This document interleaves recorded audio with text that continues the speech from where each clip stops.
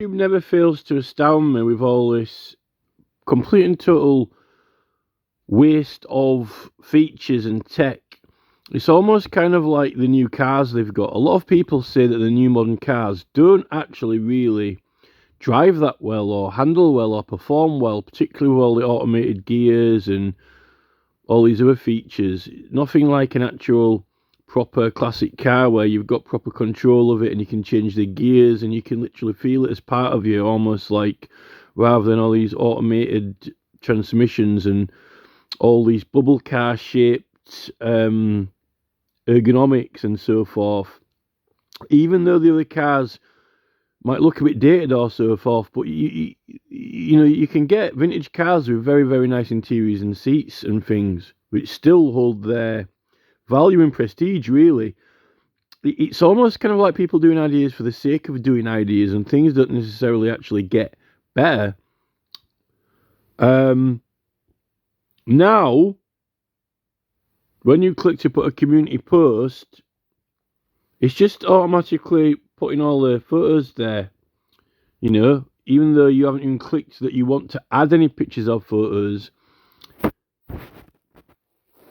When you click on to type a message in, surely that's what you're doing.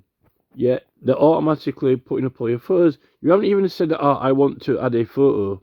Yeah, so they're putting them up. I mean, this isn't even for advertising purposes. They're signing over all their rights. Sorry, they're making us sign over all our rights by consenting, submit, accept, agree to all their policies, which primarily they claim are for advertising purposes, Google Ads. They've got access to your entire phone for Google Ads and all your information. I mean, you take a photo of a bird, don't even upload it to the internet, and then you get in bird adverts.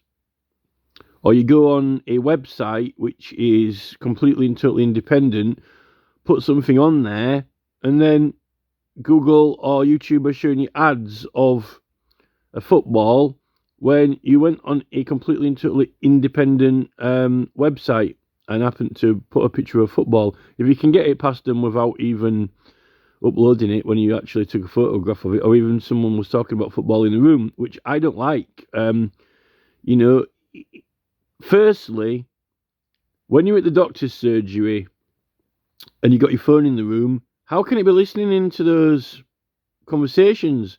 No wonder Jeff Bezos wanted to buy into the NHS and try and automate everything. You know, and also with legal issues and matters, like what if you're going to a lawyer's, you know, and you're talking about your case, it goes into areas of law that must be illegal for them to do it. But yet the government want this, and they are flagshipping all these platforms to venture out with this enterprise and set up the whole framework for it and get the framework working, right? It can't be lawful currently. Currently, it's illegal. It has to be, because you've got legally privileged information and items on your phone. If you're Senator Rand Paul, right, and you've been speaking to if you're Senator Rand Paul, or if you're an MP in Parliament, right, they've got YouTube channels, right, but all that information on their phone or conversations or documents on their computers, right, is legally privileged and protected, including, like, you know, with our medical information. So when I go onto YouTube, and I'm going to the community section to put some writing, just type, right, what I want to put in, without even saying that, okay, I want to publish a photo, without even publishing a photo, without even saying that you're interested in adding a photo, it's already opened the image folder, and the website is already got access to it all. And it's not even your normal phone's, you know, folders. I can't see how if these are interviews in Senator Rand Paul's office with constituents for government business or a medical document that you don't want to share, how is YouTube opening it and accessed it when you haven't even said that you want to add any images? I don't see how it can legally work. Even if it means that, this is the thing, it means that Google and YouTube staff, it doesn't matter what employment policy they've got. I mean, I don't care if they have their mouths sewn up, whatever. At the end of the day, they don't have a right to that information, or a lot of information and images. And now they're building it into that. It's not even opening the thing on your phone that your own image picker. It's like their website, and they're given access to all your photos when you haven't said that I want to add a photo. And their website is linking to them and has got access to them. And we're at a stage now where, I don't think a lot of things that YouTube are doing illegal. And, they've got this immunity, but it's only to do with copyright and publishing, that they won't be regarded as a publisher. But I haven't published anything. And in fact, I'm not even considering publishing anything. I'm only putting writing in at this point. I'm not even considering publishing an image. But yet, they've already got access to my images, right? They won't be regarded as a publisher, but this is not about publishing. I haven't actually said that. When you're not publishing an image, how can YouTube be regarded or not regarded as a publisher when I'm not publishing any image, and I haven't even had the idea or thought to publish an image? So I have the images popped up. I've come to write some text. This is the thing. And by the time this is finished, they're actually, the thing with Google is it actually is it's like the CIA now. It's like the Central Intelligence Agency. It actually is a Central Intelligence Agency because it's got central intelligence. It's actually gathering intelligence on people, but claiming that its existence and its purpose is entertainment and or business elements. And obviously we're using political rights, but it's claiming that it's a private, corporate business dealing mainly in leisure and entertainment with some other elements of social interaction. But it's not the government. Because if it was the government, it wouldn't be for profit. And that's the difference. The government is not for profit. The staff get wages. It doesn't exist for a profit. Now, the government buys services from businesses. They have to have paper and pens, and they have to, have things, So when the government builds something, someone does make a profit out of it, but it's not the government itself. But if YouTube aren't the government, then why is it now effectively a Central Intelligence Agency, which is for profit? Because a Central Intelligence Agency that is paid for by the taxpayer and has the rights to investigate, and it's like they've set up their own government, that we kind of consent to it. It's almost like a passport into a country. When you go into another country, right, you're under the rights of that country and laws of that country, okay? You leave your own laws and rights when you exit your country. And when you enter a different country, there are certain different crimes and so forth. Like in America, when you go state to state. Some senators have said this, that these platforms are very powerful or whatever, right? But you haven't left your country, though. You're still in your country. But in order to access this platform, so to call it, You have to consent, agree, and accept to all their rules. But their rules are effectively like they have now got you to consent to their powers, which are more. They've got more powers than the police, because the police have to contact them to get information to investigate. I've spoken to police officers and they say, oh, I'll have to email Google or contact Google. That's very different to the CIA, or it's a very different department for a normal police station in crime than the 77th Brigade or so forth have got.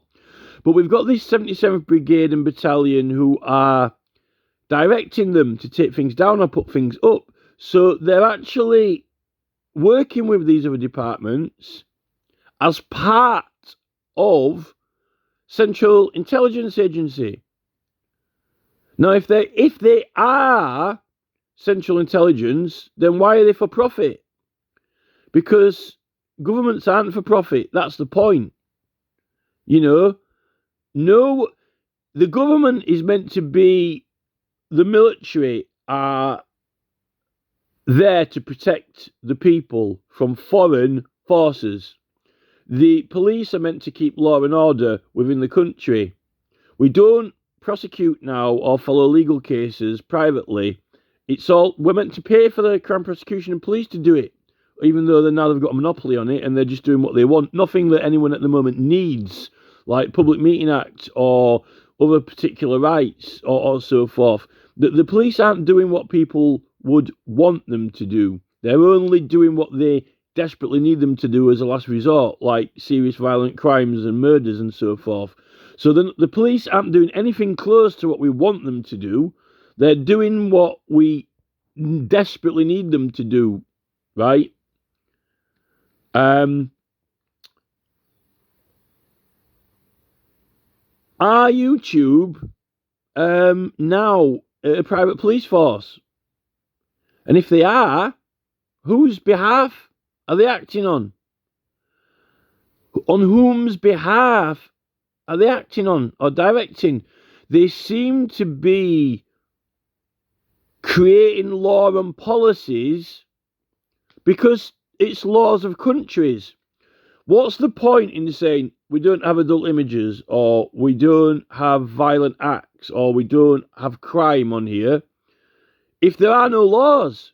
Because you haven't defined anything that is legal or illegal.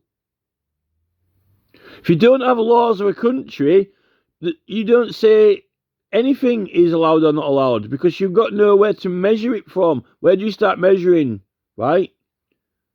But they are under the laws of the country. The purpose of any of YouTube policies, other than copyright, all of the other community policies, are meant to be based around law. Although they've taken it further than the law now.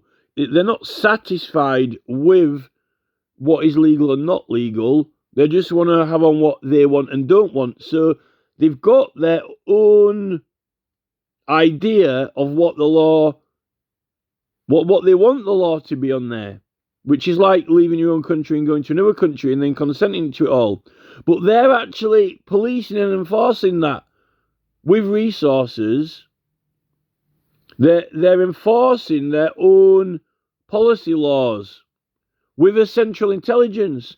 But further than that, their central intelligence is gone beyond the context of only policing and enforcing what is being published and uploaded. They're actually, in a similar manner to how their policies have reached beyond and past the law to what they fancy they want to allow and not allow, their access to people's data and information, intelligence gathering, has only through the power of consent, accept, agree, merely on the basis of consent, accept and agree to whatever they want to do, on that basis only, in civil law, they are acting with powers beyond what the normal standard local police commission forces have and magistrates courts. Only the 77th Brigade, elements of the military and parliament units that we don't exactly know them all, act with with YouTube, which is separate from local police forces. Like, you know, if you ring 99, if you ring a constable up, and someone did something on social media, they have to send a police officer around, and then they have to email these platforms to get evidence, which is dealt with separately from other government departments that are working with the platforms looking for other things online, right? Separate. But how can a private platform have more surveillance capabilities than your own police force or government? In fact, the government are actually using it. It's almost kind of like if the police hire a barrister or the Crown Prosecution Service have got their own barristers and lawyers, solicitors, but sometimes they get them out on contract from lawyers, right? Or in America, they have these bounty hunters who, you know, the police, you know, additionally to the police, they've got bounty hunters, private ones who go out and get criminals and hand them into the police for money. But they're private. It's like literally what we used to have in England before there was a police force, which we kind of need now. But who's directing it? Who's directing the platform in its activities and operations? Is it Neil Mohan and Google, Sergey Brin? Who's directing it? Who's saying what information they're going after and what they're not going after? How they're going to use it? Who is, you know, they're enforcing laws that aren't even laws in countries. They've got their own laws that are enforcing and issuing punishments on people, which are more severe than some of the things the courts are giving people. You know, even also giving themselves the right to seize and take information from people's possessions, which in courts is limited to felony, because even courts can't take people's personal things unless it's used for evidence, and then they have meant to give it back afterwards. You can't take people's things through legal proceedings unless the bailiffs come round and you don't pay a fine, and as an alternative to a monetary equivalent to collecting the fine. But an order can't take people's things. So already they're giving themselves more consenting to powers beyond policing of governments and countries. Who is directing it? And in fact, if the 77th Brigade are directing them to take people's things down or material without a fair trial, a court can't even do that anyway. It seems that it is a private central intelligence agency now. And Zuckerberg also on Facebook. Mark Zuckerberg is a central intelligence agency primarily trading as a social media platform, entertainment and business purposes with elements of public engagement in public life. Privately owned, for profit, but it's gathering intelligence on people that even governments don't have, but they want to have. Now, the more and more that the governments incorporate automatic systems into these platforms, so more and more information gets sent to government agencies and used by them and intelligences, at what point is it equivalent to a government department? But yeah, it is for profit, and not just a little bit of profit, insane figures of profit, which government department... Our government is meant to be in deficit. Our government is in debt. It has to pay debts off because the taxes don't cover it. Now, we've just had when you file Companies House records, we had to pay £13 a year, even just to exist. Now they've tripled it nearly to £34, so you can send them a document in when even nothing's changed on it. Yet the government is meant to be in debt, not in profits and savings, actually in debt. Yet Charles is going on about all these companies and entities that have trillions at their disposal. Well, maybe they've already disposed of it because they're in debt. I don't know, but someone is not in debt. Some people aren't in debt. They're actually in excess of money, and not just enough money to sustain themselves. They're actually growing what Keir Starmer wants, growth. So, and the more they grow, the more they need to keep that money to sustain them so they don't collapse, which is astounding. Seeing though that according to Keir Starmer, we don't have any profits. He wants to grow the economy, but we're in debt. I'd love to see how you could get a poor man, a beggar, who is in debt and has no money, is growing like the British government grows. How does the British government continue for growth and growing its economy when it's in debt? Because I'd love to see you find a tramp on a bench who is in debt. Not only does he have nothing, but he's in debt. Although he's been blacklisted, so, he apparently writes off all his debts. He can't get any loans. But how does he grow? How can this government continue to supposedly grow? We've got a Department of Innovation and Technology. Where did that come from? We're in debt. Oh, Bill Gates bought it for Michelle Donnellan as a Christmas present. Bill Gates is not in debt. Because the government are in debt, Bill Gates bought our government a Department of Innovation and Technology as a Christmas present from Santa, right? But Bill's not in debt. So, YouTube are making billions in profit. But they've now got powers beyond our own police. In fact, our police need to use these companies that are posing for business and social. They need to use them for central intelligence resources, but not ones that are for non-profit. Central intelligence resources that are actually taking money from us and making a private profit out of central intelligence.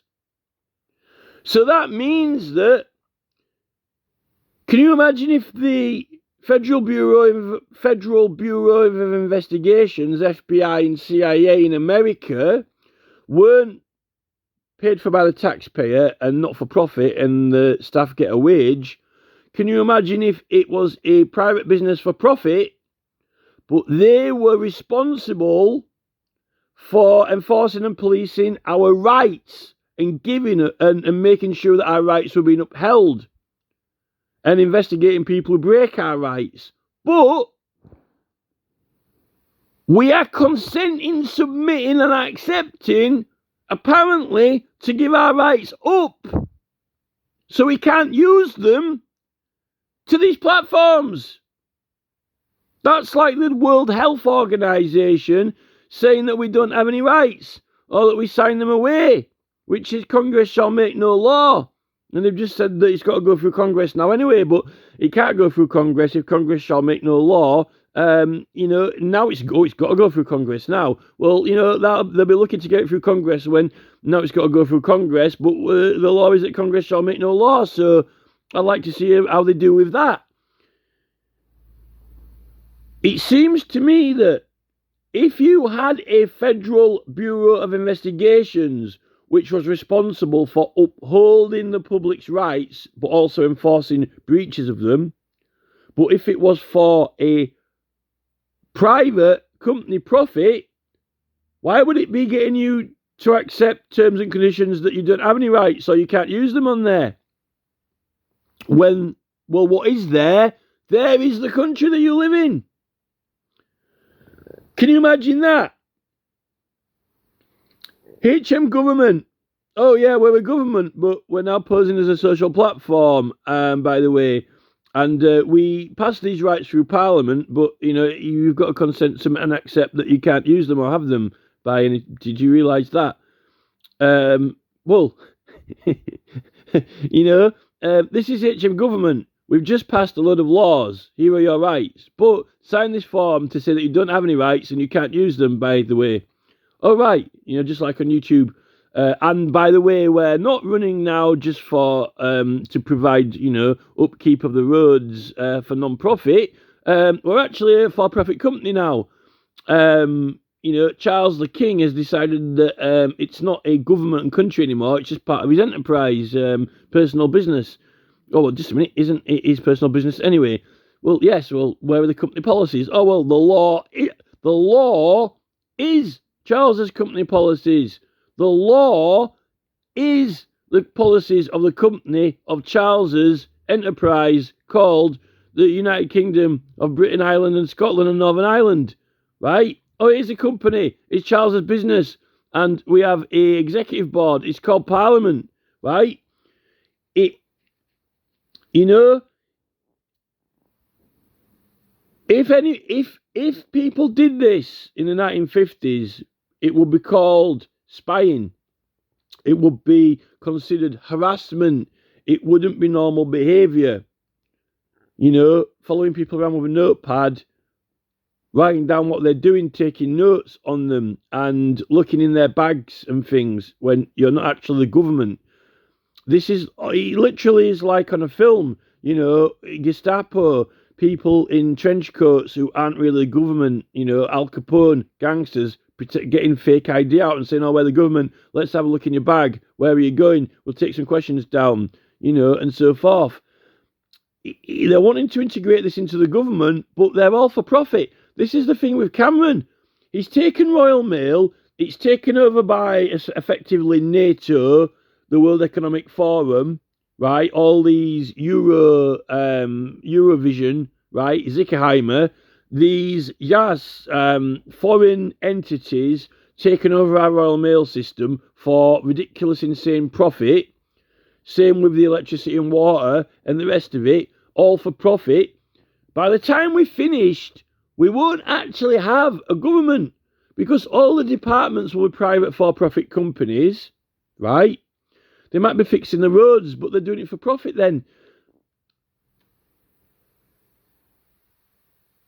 The government highways is meant to be the council. And when they go and fix the roads, they get a staff, but they do it for cost, not for profit. And then by the time they finish contracting people out who are for profit, even though they've negotiated a fair deal, someone is making a profit out of it. Someone else. This is like the thing with all these legal cases challenging the American presidential election, when you're not supposed to be at jeopardy of law when you're running in an election, particularly not multiple cases, because it's impossible, because it was a petition and you don't do anything but say, hello, I'm here, and people write your name down. If the public are the ones who are liable if they spoil it, right? Not the person who's elected. And also, they're charging them with, you know, the position, so clearly they don't want them in prison if they want them to be elected for the job. You know, this is the thing. Or they don't want them to be. Why would they want them to be disqualified if the public wanted them to be disqualified? Why did the public give them the highest number of votes to elect them? You know, the majority of public don't want them charged or kicked off the ballot. They wanted them elected if they voted for them. That's the point. You know, it seems to me that we're being converted to for-profit when there are certain owners. You can't have... it's like shared ownership. It's almost, to me now, like Charles is divided up the realm or something It's like the United Kingdom of the planet. Oh, by the way, did you know the United Kingdom was the entire planet Earth?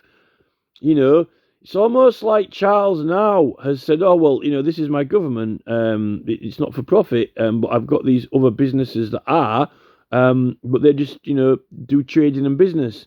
But the actual, government that runs them isn't. It's almost kind of like he's decided to, people. Why would you have shares in HM government if it's not for profit? It would be pointless.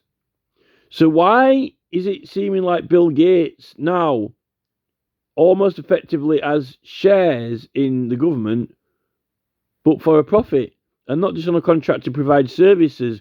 It's actually, we are a Central Intelligence Agency.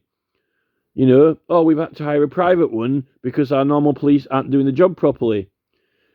Well, we've created a new Department of Innovation and Technology. Is that for profit, or is that also not for profit as well? This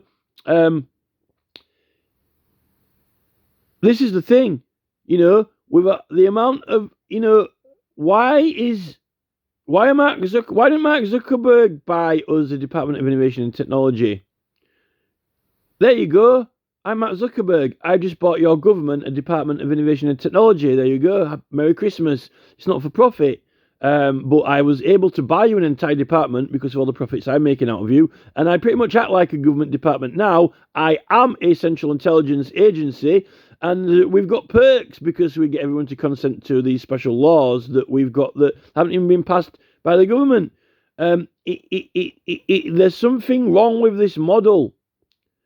Because the way you challenge it is by voting. But yet, there is no voting with these entities because, you don't even have a right to be on there. They're a Central Intelligence Agency who's got all the data on you, but then they've kicked you off and you don't have any proper rights on there. But after they've kicked you off, Google still, when you're using Google Drive and email, continue to enjoy central intelligence of your data, even though they've kicked you off their YouTube. And apparently they're immune from the law, as if they're like justices or something. There's something wrong with this model. There's something wrong with it. Why are the public being taxed when a equivalent of a government department is making billions out of us all, and even bringing in new enforcement powers and so forth, when the public at large, all right, they're benefiting from the business and social aspects of it in a way, but they're not just benefiting from it, it's actually changing people's social order and opinions, but they're profiting from this. All that.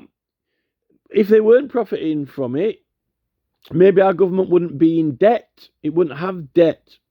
But then this is the thing that Robert William Keats going on about with the Speaker at Parliament. He wrote to this on his on William Keats' website that there were certain tweaks or things that he couldn't work out why the government were doing it, because it would work out that everyone would have a lot more money. That they're making this kind of fake money up out of it all, but which doesn't seem to be levelling off the government's debts or giving the public much spending power. If they did, they would be able to legally challenge and defend themselves a lot better with legal aid and assistance, without having to be worried about getting or not getting enough legal aid, or trying to find people who can act for them and so forth. They'd just be able to go in and say, do this or do that. But it's just as bad now with all these agencies, the Advertising Standards Agency, the Ombudsman, Ofcom. They've got these. It's like there's the law, which is the law as it's written. And on one side, you've got all the platforms making their own laws up which go beyond the law, which they get you to consent, agree and accept to, which haven't been passed by any government, but they're enforcing them nonetheless. So that's taking it one way over the law. And then these enforcement agencies who are meant to protect our rights and interests against these companies, like Ofcom, Advertising Standards Authority, Ombudsman, right? What they're doing is, instead of enforcing the actual law, they're going the opposite way and doing less than the law. So they're not even going anywhere near what the law says should be enforced or has to be, like with Jacob Rees-Mogg and these MPs and Nigel Farage and Esther McVeigh and these MPs who are clearly getting massive amounts of popularity and publicity, which relates to their electability as a candidate. The more popular they get, the more electable they are. It affects their electoral prospects through these foreign platforms. But Ofcom won't do anything. All these advertisements which are causing harassment, distress, not just on a case-by-case basis of the content and subjective effects of any given advert at any time, but the model of it, the actual model of it is harassing some people consistently. The idea of it, the model of it, the whole concept is harassment, having to be made to wait. You know, not just Greg Secker or this advert or fake blood jelly advert or whatever at any given instance, which, by the way, you know, it takes you ages to even block it or complain about it, and then they come back with a new one, which resets it all. The actual idea and model of it, you know, is harassment, you know, which you could prove in a court. So,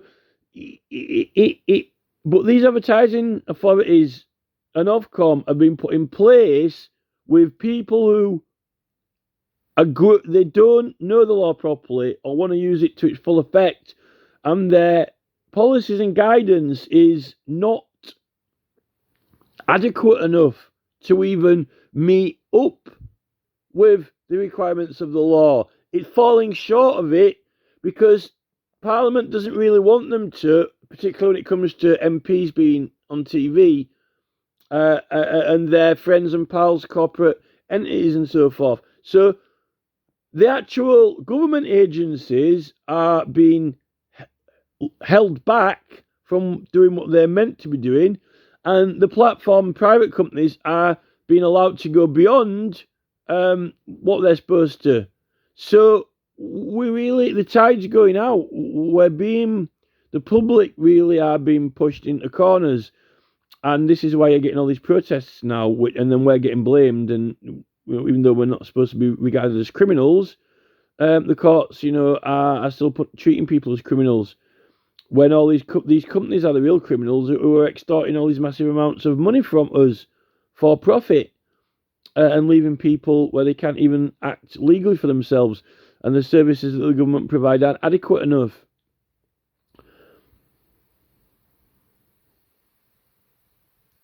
The government is being gradually turned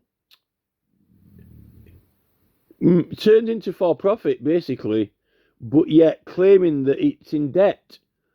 So it's more and more of government is being contracted out and taken over by private interests, and yet the government is saying we don't have any money, we're skin, right? Well, but who is the local council? What is the local council? Well, part of the local council is the Highways Department, which seems to be Care, but Care are a for-profit company, and they're not bankrupt. But apparently the local council don't have any money. So David Cameron seems to have sold the government. It's not the Highways Department who run for non-profit and employ people to fill roads in, you know, although they've got to get their tarmac from somewhere. Someone has to make a profit. But it seems that someone has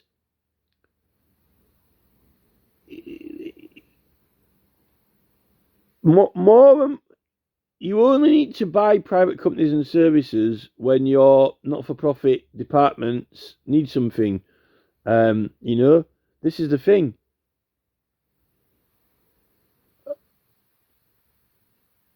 It seems that more and more of the local councils are becoming given over to for-profit running.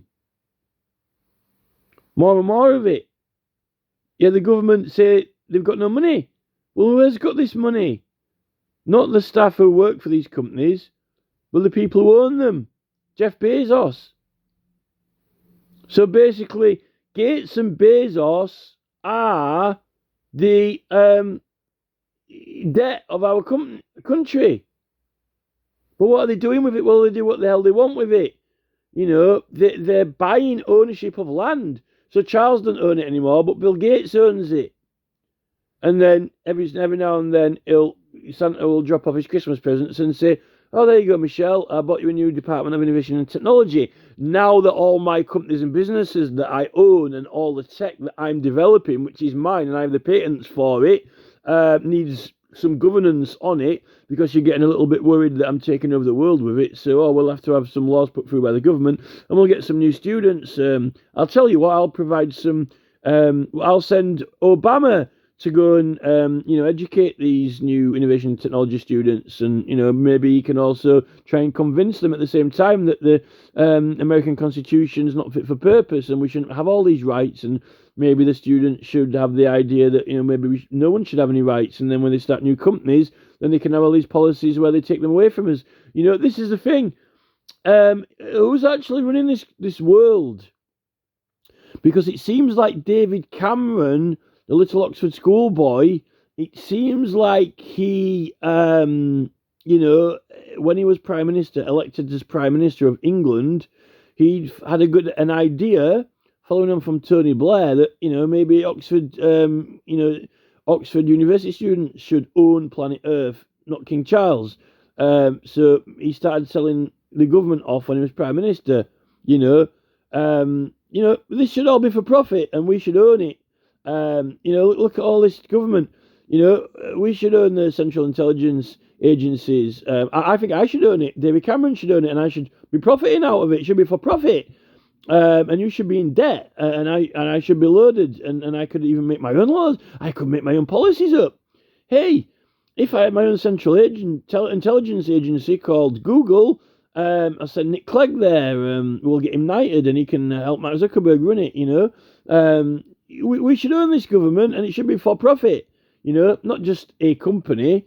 I can start a company and do it for profit. No, the whole thing, the whole government. In fact, all my companies that I own should be this government. Why have a local council with some guys tarmacking the road? And why should I only own the tarmac company and make a little profit out of tarmac? The council are buying it off me. I'll tell you what, we'll do the whole thing. We'll be the entire roads department, and it'll be for profit, all of it, the whole thing. This is the thing. And then the councils can just sit in the chamber and slam the hammer down on the table, and we'll take care of the rest of it. All these staff, they shouldn't be council staff. No. These aren't council employees on a wage working for a non-profit council department. This should be my company. It should be called Care, and I should own it, and I should make a profit out of it. And then now and again, the councillors can vote on maybe I shouldn't be doing this or that. But don't worry, because half of the councillors that got elected are members of my party called the Conservatives, so they're going to approve it for me anyway, even though they've all signed a selflessness policy, which actually technically makes it impossible for them to do anything that my company or colleagues want, because they're meant to only vote in the chamber purely on the electors who voted for them. But as half of those electors are Conservative, apparently I can pass what I want. Even though every application I make to the Court of Council, I want to build a new McDonald's, is supposed to be assessed on a case-by-case basis. Let's have a look at the evidence and vote on that. What do the local constituents think to this case? Well, they've already agreed to all the cases, Your Honour. They said, vote Labour. The jury have said, Labour. The jury have said, you don't have to come into court all year for these civil requests, because we're just going to go with what Labour want. So we won't need a jury in, and you don't need to see the evidence. then you don't need to see whether we need a new McDonald's or a new KFC or whatever, or if the new strategy or the new, the strategic planning department,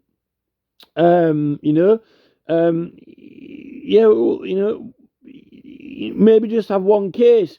The strategic planning department's plan for the next 10 years, right? Can the councillors vote on that? Just approve it. And then they won't need to go into the chamber for 12 months, will they? If you go into the council, right?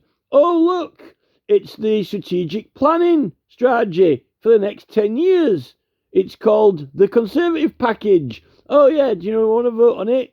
All hands up saying aye, yes. Right, that's it. You're dismissed. Fuck off. Now you don't need to come into the council for the next 10 years. Right? That'll save some money on electricity in the council building. That'll save some money on paperwork. That'll save some travel money for councillors coming to and from the council, won't it? Like, done. Clock out and fuck off. This is it. Effectively, that's what they might as well be doing. Rather than, wherever the actual members of the public, voting on these things and matters, other than them all being given block and ban buttons, which are illegal to remove someone from a meeting or stop them from giving evidence. This is the thing. These platforms have now taken over. Yeah, the platform is now accessing all our information as if it is a local council.